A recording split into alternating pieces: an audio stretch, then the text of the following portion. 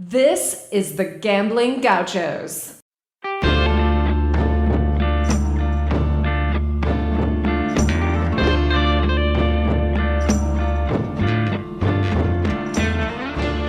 You're listening to the Gambling Gauchos.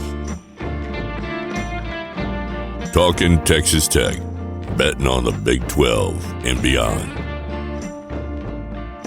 We've got everything you need: money lines, memes, and matadors. Well, You want to quit, Ethan? that'll be the day.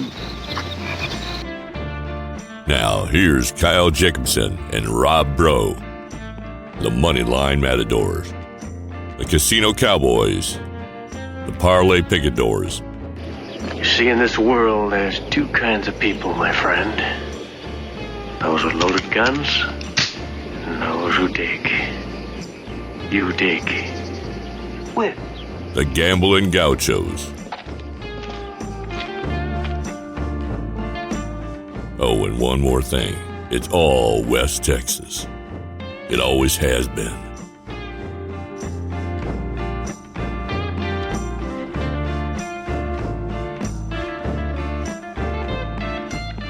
Welcome into the Gambling Gauchos. I'm Rob Bro, he's Kyle Jacobson.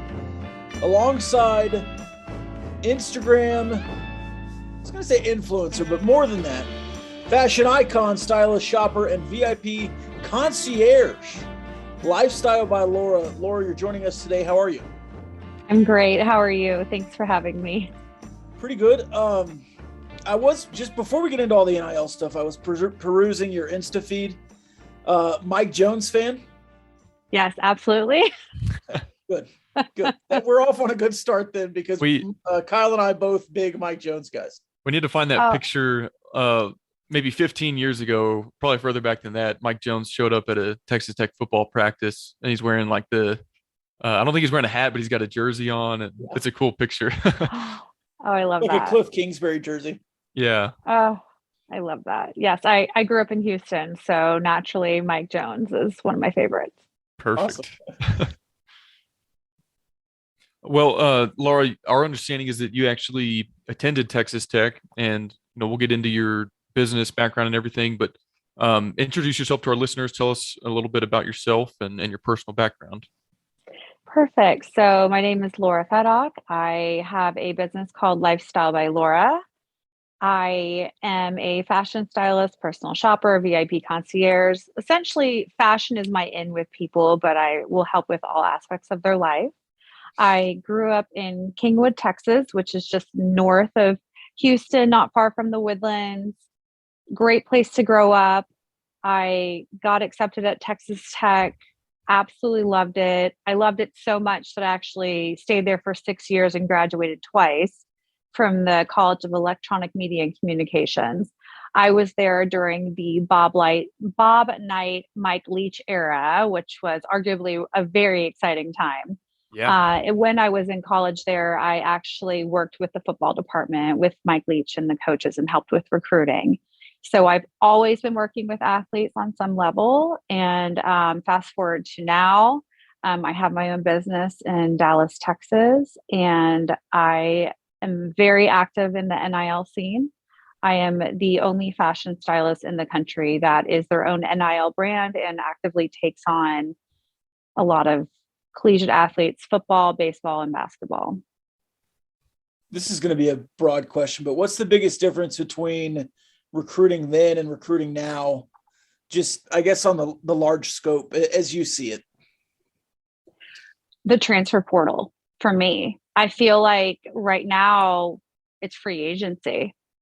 And you're seeing this with a lot of schools, not naming the starting quarterback at Tech, not bringing a starting quarterback to media day, because then whoever's not named the starter may transfer. This happens all the time. And obviously these guys got to do what's best for them. And I'm very close with all the athletes, so I support them in their decision. But what I found as somebody that is helping these guys, I've become very close with them, but also as a fan, the fans may feel like there's not a lot of loyalty now, because back in the day, if you didn't have a good season and you weren't starting, you worked really hard in the off season, and then you came back and proved yourself. You didn't just throw in the towel and transfer. So I think that from a coaching standpoint, not only are they having to recruit the guys to come to the university, but also actively keeping them happy so that they don't leave after that season. Yeah, and this is something we've discussed, and I warned you about the rabbit trails before we got started. But in this NIL era, if a guy becomes known to a city like Lubbock and a community like Texas Tech for 2 or 3 years, and then decides he wants to pack his bags and play somewhere else for his last year of eligibility, let's say, in my mind, his, NIL ceiling, his brand potential, it seems like you're kind of starting all over in a community that doesn't know you yet versus one where you've built this equity for 2 or 3 years. And so I almost wonder if now that NIL is there, if guys will start to think in those kinds of terms instead of just maybe the instant gratification, playing time, whatever it may be. Because like I said, we've got a passionate fan base and, they support their own. We've seen that on Twitter this week, and we'll get into that some later. But I don't know. It kind of makes me scratch my head. I'm not picking on anybody in particular, but the example that comes to mind is Kevin McCullough going from. I was about to say that. That's actually one of the guys that I helped last year. Became very close with his mom, Heather. I think that the reason why Tech fans were so upset about that is there was always this hashtag Red Raider for life, a lot of that buzz, and he had stayed. But, if I look at it from his perspective, maybe Kansas is an atmosphere that he just really wanted to be on the other side of. He wanted to play at Allen Fieldhouse and play for the Jayhawks. You also got to look at these different guys, what their draft potential is. Maybe he'll have more success building his outside shot in a jump shot in a program at Kansas, because we all know that's one of the things that Bryson Williams was very strong at. He was a threat, taking the ball to the hole, 3-pointer, very, very solid basketball player. So I look at it like, from a fan standpoint, it feels like there's no loyalty, and it can feel like, wow, wait, we didn't expect this. Like, how are you going to transfer to one of our biggest rivals? So I feel like TJ Shannon didn't seem quite as upsetting to a lot of the fans, because we know it was best for him to be closer to home. So yeah, I wonder if more guys will start thinking in those terms, and if they'll have folks in their inner circle or even coaches saying, you stay in Lubbock, a community of 300,000 people that know you, 15,000 fans at every game, your brand potential, your NIL earnings potential, it's a lot higher here than it is if you just choose to turn the page and start over somewhere else. And, I think guys transfer for a multitude of reasons. It's not all NIL, but I don't know. I'm just curious if that'll be a factor moving forward for some guys. Well, I think that's where the whole Matador Club is going to come into place too. And we can talk about that in a little bit, but I really think that that's going to expand to the other sports. And I think that this is a very, very exciting time in college football. I think the NCAA is like, whoa, what's going on? Yeah. And we're just kind of buckling up. And last year it felt like the Wild West. Like we were all just kind of figuring it out as we went. So right now it's a very exciting time. Yeah, as crazy as it is for teams and coaches and everyone actually doing it, it's just fun for the fans. It really is. Sit back and have the fun. So talking about your Lifestyles by Laura brand, is this a brand you obviously you worked in recruiting at the university, but you leave?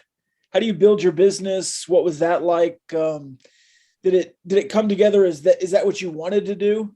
To be this kind of shopper and fashion, or is it just kind of built a brand and then you got started that way?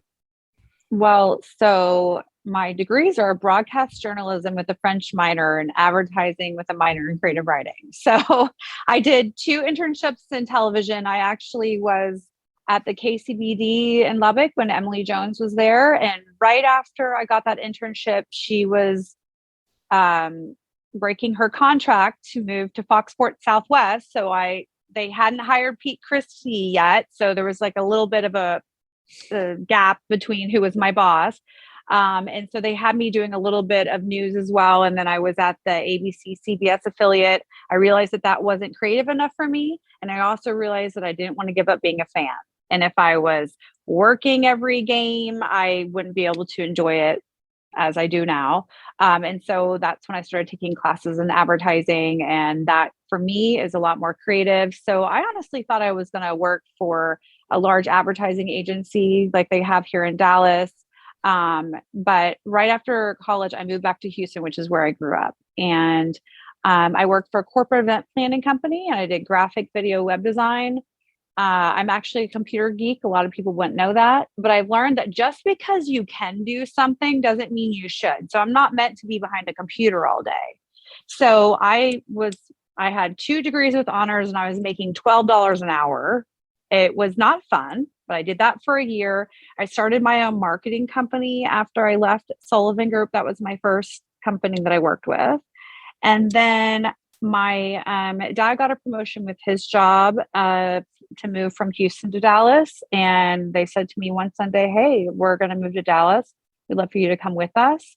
Moved up here. And within about a month of being here, I was still doing my own marketing thing. My mom said, well, why don't you just get a job at Nordstrom and enjoy a discount and then figure out what you want to do? And that's exactly what I did. So I worked there for 4 years.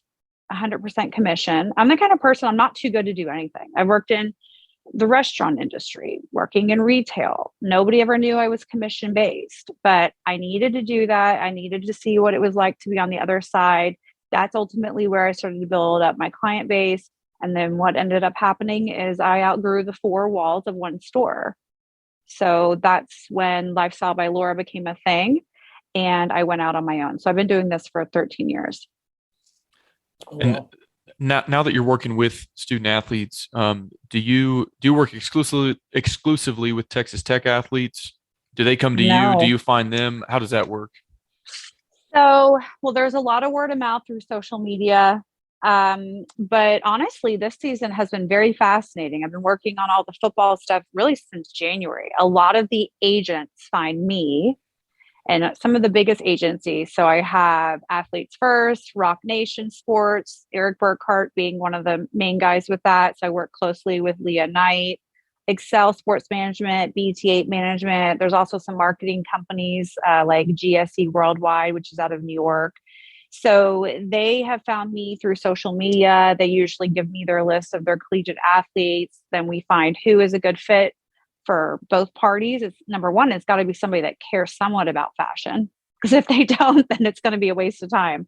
So, I mean, I have Texas Tech, I have A&M, I have OU, Baylor, Texas is in progress. I have one good guy coming from Texas, Ohio State, Michigan, USC, Bama, 2 guys from Georgia, Florida, UNLV. I have all over the country in all different positions. I don't want just the face of the franchise, just the quarterback or just the star running back. I'm excited to sign an offensive lineman. Those guys don't get enough credit. So yeah, there's a lot of moving parts to this, a lot of different positions and a lot of different schools. And it's absolutely fascinating. So when you work with these guys on a one-on-one basis, is it just the fashion, or are you working on brand and appearance and how you present yourself? Is it all encompassing? What exactly do you do for these guys? Well, there's many parts of the sponsorship. I can kind of go into the specifics of what that looks like.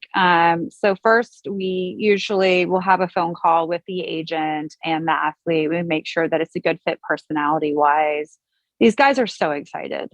They learn right away that I'm not a yes person, that I don't have to do this. I want to do this. And I really want this to be fun. I feel like these guys, I have 2 true freshmen that I'm taking this year. Usually my guys are senior or junior eligibility. They're in a position where, you know, they just graduated from high school, or maybe they're just early on in college. So they're balancing being a full-time student, full-time athlete, being a person, having real life things. Now they're a businessman.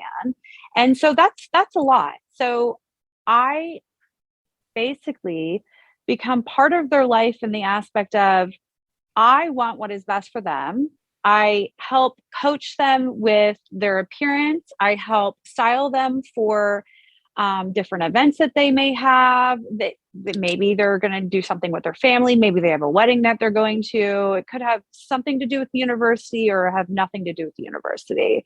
But what I found is that this is something so fun for them to do that is a great distraction and a positive distraction, way better than just sitting there playing video games all day.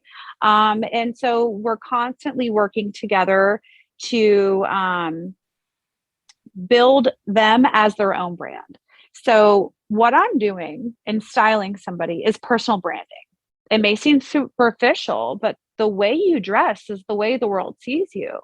So one of the first things I'll ask every single guy is, how do you want the world to see you?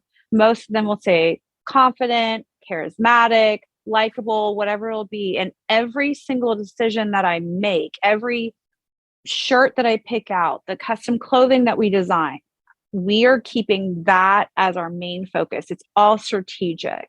A lot of people don't realize that. But then when you see that guy on game day, for example, some of the guys with Georgia, when they're doing the dog walk or the gator walk or with Bama, you're going to see that guy and you're going to be like, he looks so confident, because there's something that's really magical that happens when you feel really good in what you're wearing, and that confidence becomes external and other people can feel it. That's what I used to try to tell my coaches when they told me I was going overboard on the armbands and ankle tape and all that. And I said, Coach, if you look good, you feel good, you play good. And the old school coaches didn't like hearing that, but I agree with you. I think there is something to that. So on that personal image, personal brand component, as I'm sure you saw, because I know you're on social media, huge brouhaha a couple days ago with a TCU assistant coach on this Twitter thread. And I think he missed the mark. And of course, we can talk about Texas Tech fans and their response to it. But I think the point he was trying to make was actually a valid one, which is that someday when you're not wearing the jersey anymore, what have you done for your personal image? What have you done for your brand that will continue to help you, hopefully, be able to prosper with your name, image, and likeness? And the community that you play in, how is that going to play into your NIL after you're done with your playing days? I think a lot of fans, again, NIL is new to everybody, but I think they look at the cash and they want to know the dollar amounts that these guys are signing for. They want to see a picture of the car that they got, for their sponsorship with the car dealership. But there is part of this that, when you're 30 years old, 35 years old, and you've been done playing for a while, you can still capitalize on your personal brand from your collegiate playing days.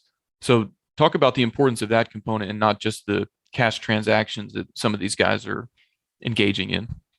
Absolutely. Well, I mean, they're going to learn very quickly how to budget. Otherwise, that 25,000 is going to be gone very quickly. So like with my sponsorship, we actually have a built-in shopping budget, and the agents love that, because the last thing we want is when a guy starts playing on Sunday. Well, technically it's Thursday, Sunday, Monday now. We hear all these stories about how this guy made millions and millions and millions of dollars, and then they end up bankrupt after many years of just blowing through their money. So, I mean, there's so many different ways to answer this. What I can say is what I'm doing is I'm really taking these guys under my wing. I have a lot of connections with different brands, and we're making very smart decisions. And I'm talking them through this process of, okay, no, I can't support you in purchasing that. And these guys are working with me. They're running things by me that I may not have anything to do with. For example, one of my athletes wanted to buy a very expensive pair of sneakers, and I jokingly told him that one of my best friends plays in the NBA, and he would never buy that. He would never spend that much money on it. So it's really putting everything into perspective here, because I don't want these guys to be in for a rude wake-up call once they're not in college and they're not getting all this free stuff, whether they make it in the league or not. They're still going to be given special treatment, but then they're going to be paying for it too. On the flip side of it, I think that really understanding who you are, being confident in who you are, allowing your personality to shine through and how you're dressing and carrying yourself in a professional manner is so important. That's why for me, I love the schools that have the old school tradition of suits on game day. I'd love to see more of that come back. I feel like it got very casual during COVID. We even saw just basketball coaches were no longer wearing suits because it was too hot with the masks on. So for me, I think that this is going to be a process as you guys learn that it's not going to be necessarily about the name brands always.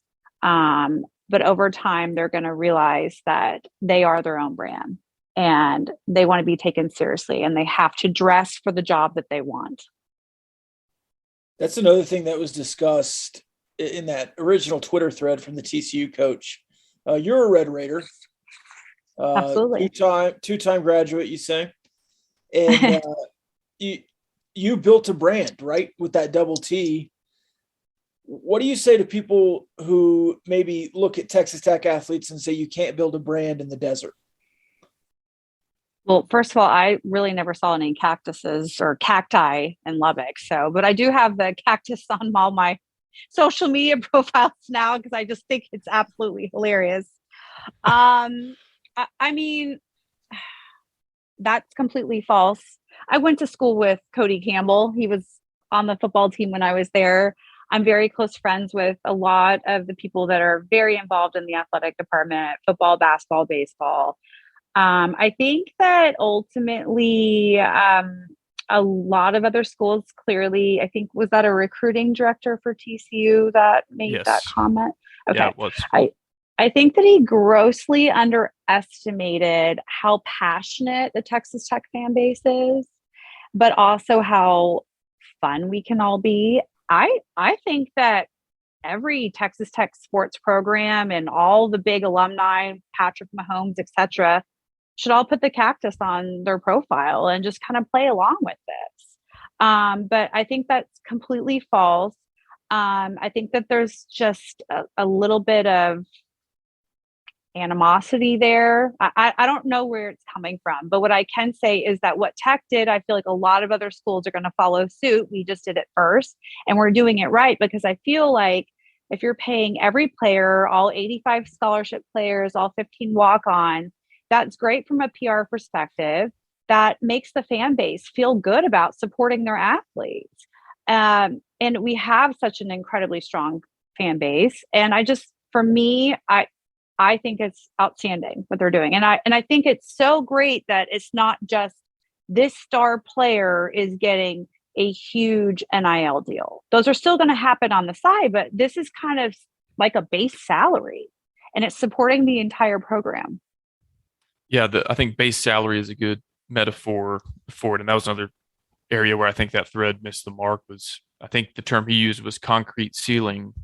And there's nothing stopping these guys who are engaging with the Matador Club from going above and beyond that. But it puts everybody on the team with a baseline amount that they can earn. So we've talked to players, current and former, and we've talked to folks involved with the Matador Club. I think you're the first business person who's engaged with NIL that we've spoken with. And we like to ask them about the pros and cons from their perspective on transfer portal, NIL, kind of just the player empowerment. And a lot of fans, especially the ones that have been college football fans for decades, have this old school thinking and they don't want the players to be paid. They don't want you to transfer. As a business person who's working with these student athletes, can you speak to some of the upside and the benefits to the world of NIL that we're entering into? Well, I personally love it. I think as long as it's done right, I think it's outstanding. I can speak to the sponsorship that I do with my football players, basketball and baseball. I'm very involved in their lives. I'm doing FaceTime styling appointments up to twice per week, all the way through the spring season or whenever they declare for the draft. I really think as long as these guys can stay humble enough to realize that they actually haven't made it yet at the next level and still stay hungry, then it's okay. But it was about time to allow these guys to be able to monetize on their name, image, and likeness. And I strongly support them being able to make money on jersey sales. We're seeing that at Michigan. We're going to see that at some other schools. I love to see it not be such a, okay, the university is so separate from this NIL. And I see that whenever I'm doing contracts through the agents for some of these guys.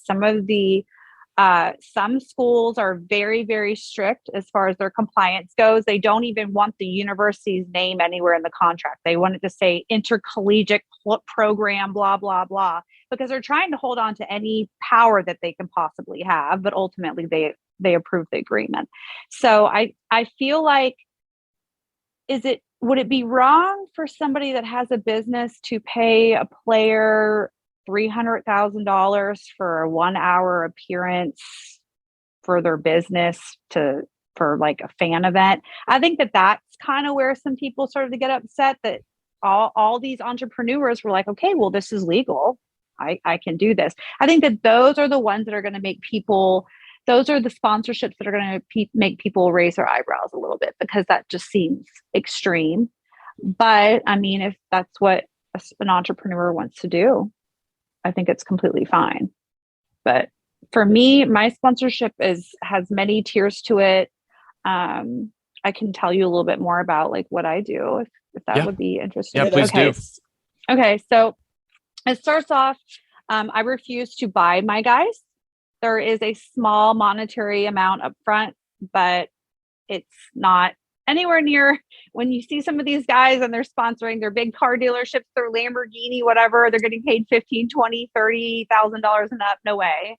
Even if I could, I wouldn't. I help about 400 athletes, collegiate and professional. So I find that a small amount of money up front, we're talking $500 or less, is fine. They get a welcome gift. This goes in conjunction with their sponsorship announcement. Most of the guys, it's a welcome sneaker. A lot of these guys are obsessed with their sneakers. In the rare case for like Tyler Shuck, and then also one of my Michigan wide receivers, they didn't really need sneakers. So we kind of went a different route and we did clothing. For Tyler, I did clothing for both him and his now fiance, Jordan. They were going to Cabo, and that's actually where he proposed. So I did their wardrobe for the entire trip, and she had no idea he was proposing. So that was really fun to be a part of that. Wasn't there like a secret photo shoot that you were a part of maybe? Okay. Yes, absolutely. So Tyler was asking me, he's like, okay, she's going to suspect something. So like, how do I do this? I said, okay, well, let's have Miranda. So Miranda is who oversees his account with Excel Sports Management. And I said, have Miranda start a group text with you and Jordan and say that you have this deal with a photographer in Cabo. And since y'all haven't been able to go on a trip in a while, that they're just going to capture some photos for you, because you got to tell her, a girl's going to want to know if there's going to be a photo shoot. But then she may not suspect anything. She knew something was up because they had just gone to Arizona and were with a bunch of family. And then they go on this trip. And so, but it was that group text that I helped come up with the idea for that made her think, okay, well, maybe this isn't going to happen. But so it was very fun. Like this is really what I'm doing besides just helping these guys. I'm involved in all aspects of their life. I'm helping their fiancés. I'm helping their families. I'm helping their siblings. It's not just them. I genuinely care about these guys. I developed a strong relationship with them. So we have that welcome gift in conjunction with that. There's a tweet. I think that might have been when y'all first saw me, is that when Tyler did his tweet, showcasing his welcome gift. And then they do an Instagram story post. Then one of the most exciting things that they get is, if you think about what an NFL agent would send their athlete when they're going off to training camp, they send them a big delivery full of snacks and gear and branded merchandise and everything. And it's a huge box. So I basically do the equivalent to that, but with a fashion twist on it. So think sneakers, jewelry, clothing, accessories, branded things with their initials on it. And no two baskets are the same. That's valued at $2,000 and up.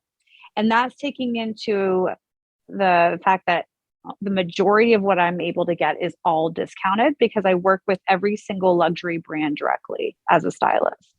On top of that basket, there is a shopping styling budget that we use throughout their entire season. And I make sure, even for some of the guys that don't have anything starting off, For example, my guy at USC, all he really had was USC gear, and that's it. We made sure that we got him enough clothes to be able to go out to dinner and do some fun things out in LA, but that this would last him the whole season. On top of that, then they have the 2 FaceTime sessions per week, which really comes in handy, especially when the season comes around, because I don't expect them to be the expert at this. I'm making sure that they look great for their game day looks, even if they're going to just have matching sweats, but they can showcase their personality. Maybe it's with a few accessories, or maybe it's with a bag, or whatever they may have. But where that really comes into play is with the business clothes, the suiting, the sport coat, and the slacks. So what I factor into that for the programs that are more old school is custom clothing. Because let's face it, these guys cannot go into a Nordstrom or a Suit Supply and buy off the rack. Those clothes do not fit them. So most of them have never had clothing made for them before. So this is a fascinating process. So that's why I was just in Lubbock. I was just there. I flew back today, and I was getting Tyler fitted for a custom suit, sport coat, and slacks. He doesn't necessarily need that for game day, but he will need that for appearances. He will need that for the next stage of his life as well, getting married and, God willing, the draft. So it's really fun to be part of this whole process with these guys. Yeah, we hope that Tyler Shuck's a first-round draft pick, because that means he has a really good year at Texas Tech. Absolutely. Same here. Yeah. And he is a great guy. He is such a great guy. Yeah, we've just heard other folks kind of rave about him. And I think one of the coolest anecdotes I heard about Tyler Shuck was actually from Donovan Smith's dad, who was a running backs coach. And of course, Donovan Smith also plays quarterback at Texas Tech. So they're teammates, but competitors for playing time. And Donovan Smith's dad kind of told Donovan, hey, if you want to see somebody that you need to be like in 2 or 3 years at the end of your college career, just keep watching what Tyler Shuck is doing every day, and you need to emulate that. So, you know, like I said, that's just secondhand stuff we've heard, but sounds like he's a great teammate, great student athlete. And yeah, hopefully he gets his name called first round, and we get to see a cool suit that you helped him come up with when he walks across the stage. And Maybe some cactus in the lining or something. yeah, there we go. We'll get a little pocket square, just real subtle. Yeah, that'd be perfect. I'm not doing that stuff. Yeah, I was going to ask you to rate. Yeah, I was going to ask you to rate me and Rob. I know you can only see us from the shoulders up, but if you have any fashion tips for us, you guys both look great. Thank you. Absolutely, y'all both look great, and y'all are very welcoming too. I appreciate it. I was thinking, okay, well, I'm very well versed in sports. Both my parents grew up outside of Philadelphia. That part of the country, sports is a religion. So I grew up thinking that every girl knew this much about sports as I did. And so I was definitely wrong. My best girlfriend here in Dallas, she's the equivalent to Go Sports. She has no idea what's going on, but she's been kind enough to go when Jakeem Grant is one of my clients. And when he was with the Miami Dolphins, we went to a game there, and I don't think we've ever been that hot in our entire life, but we went to that game and it was great. So it's funny for me being in this situation. It's also it's a blessing for me to be in this situation. I truly love what I do. These guys are so enthusiastic and so excited. And I'm in constant communication with them. I actually have 5 guys coming in town to Dallas this weekend. They're all getting fitted. So I have 2 Baylor guys, 2 OU guys, and one of my guys is coming over from Gainesville from the University of Florida. So getting them all fitted, because all those universities have game day traditions that require custom clothing. Gotcha. Well, Laura, we've obviously been following you on social media for a little while, and you put out some great content, and I think your followers are able to get a glimpse of some of the athletes that you're working with and the work you do. For our listeners who maybe aren't following along yet, can you tell them where they can find you and follow along? Sure. I would say Instagram is probably the most thorough, especially if you watch the story. It takes you behind the scenes on my everyday life. So it's at Lifestyle by Laura, all one word. Twitter, it's Lifestyle Laura, because of the character limit. Also, my website is www.life-style by Laura. But all of that, if you go to the Instagram page. All that is linked there as well. Perfect. Well, again, we appreciate you joining us, and I think it's really cool what you're doing with the student athletes in the world of NIL, and we look forward to following along during football season and beyond, and appreciate you coming on to discuss all of this with us. Thank you so much for having me. Absolutely. Now we have two great Red Raiders in the Rolodex from the Woodlands, you and Danny Amendola. Oh, yes. I actually, he came on so many unofficial visits. He had his official visits, but that was when I was with the football department. I remember that very, very discreetly. So very cool. Awesome.